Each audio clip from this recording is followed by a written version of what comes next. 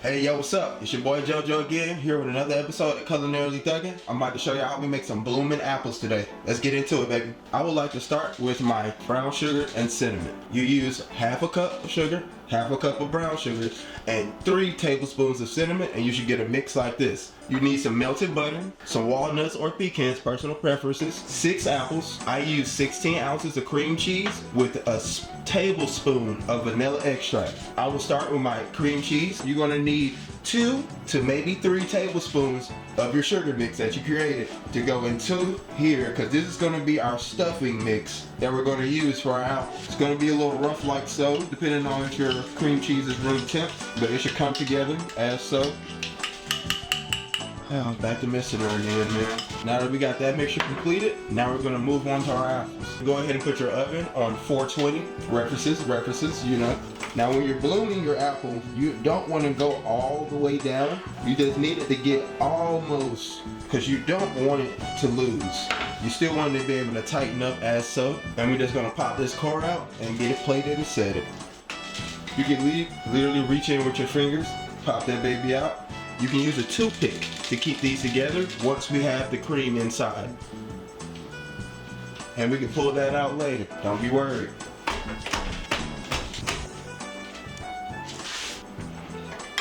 Alright, so now that we got everything prepped and ready, let's go ahead and start getting these apples covered, coated, and filled. We have melted butter on the side. We're gonna coat this all on the outside, give it a little brush across the top like that. Now you can dump these or you can roll these, but I really just love the fact that you just roll these all through there. If you can't get a good roll, give it a good spread. Move these to the side, rinse and repeat, rinse and repeat, rinse and repeat. Now that you have your apples coated, I need you to get your butter. I'm gonna lather to just give it a nice little coat, because we don't want our apples to stick, do we? And you just move them over like so. Now you can bake these with the toothpick in it. It's not going to change the flavor. No, you're not going to get that burnt wood taste. Now let's move on to our pecans or walnuts, whichever you prefer. Yeah, so not a fine chop. You still want them to be big enough where you get a nice crunch.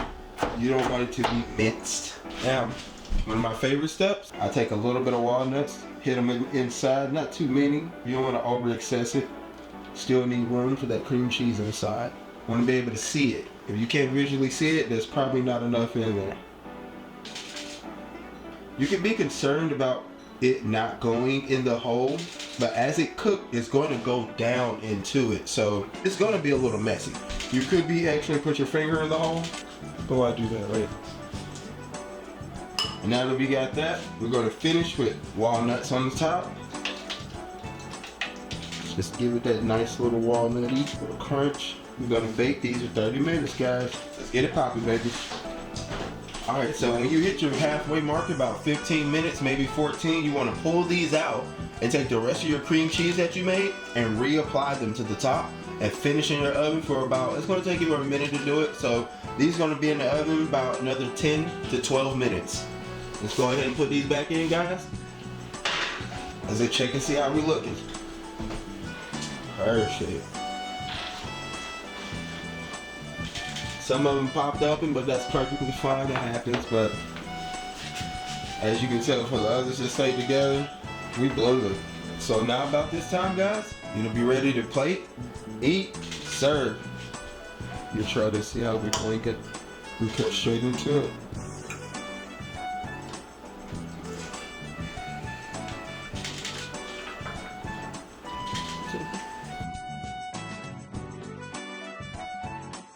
Alright, another episode of Culinarily Thuggin'. See y'all later.